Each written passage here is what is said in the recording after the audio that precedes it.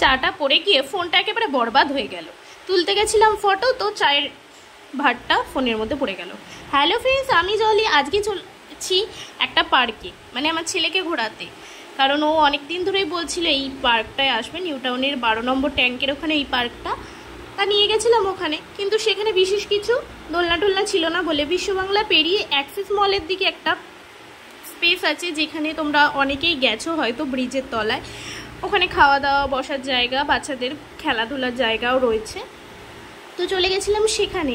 দেখো, আমার ছেলে আমাকে টানতে টানতে নিয়ে যাচ্ছিল, মা চলো চলো, মানে দোলনা দেখতে পেয়েছে, তাও সেখানে দোল খেতে গেছিলো। যাই হোক, গিয়েই ফার্স্টেই স্লিপে উঠবে বলে বায়না করলো, ঠিক আছে ওঠ, আমি ভিডিও করি। তো 2-3 বার ট্রাই নিল স্লিপটা থেকে নামার, কিন্তু অত সাহস তো তার নেই যতটা সাহস সে দেখায় বাড়িতে। ওখানে গিয়ে অতটা সাহস সে দেখাতে পারলো না। তোমরা যতটা ওকে বীর ভাবছো এই হয়তো নামবে, এই হয়তো নামবে, কিন্তু সে কিন্তু নামতে পারেনি।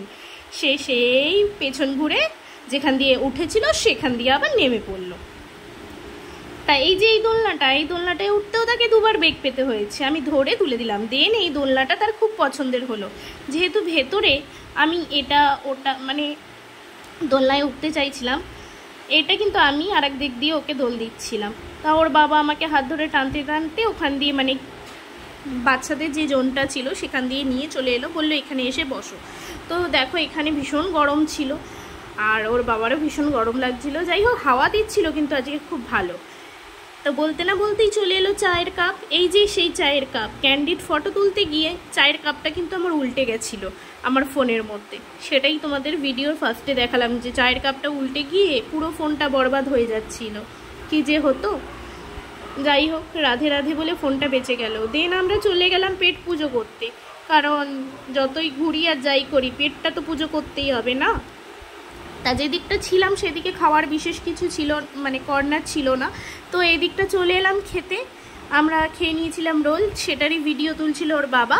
আর আমাকেও আমি বললাম আমার ভিডিওটাও তুলে দাও, কিন্তু ও বলছিল যতক্ষণ না মুখে নেবে, মানে কামড় দেবে, ততক্ষণ আমি ভিডিও অফ করবো না। তো যাই হোক, কামড় দিলাম। আর দেন খাওয়া দাওয়া করে আমরা বাড়ি ফিরলাম।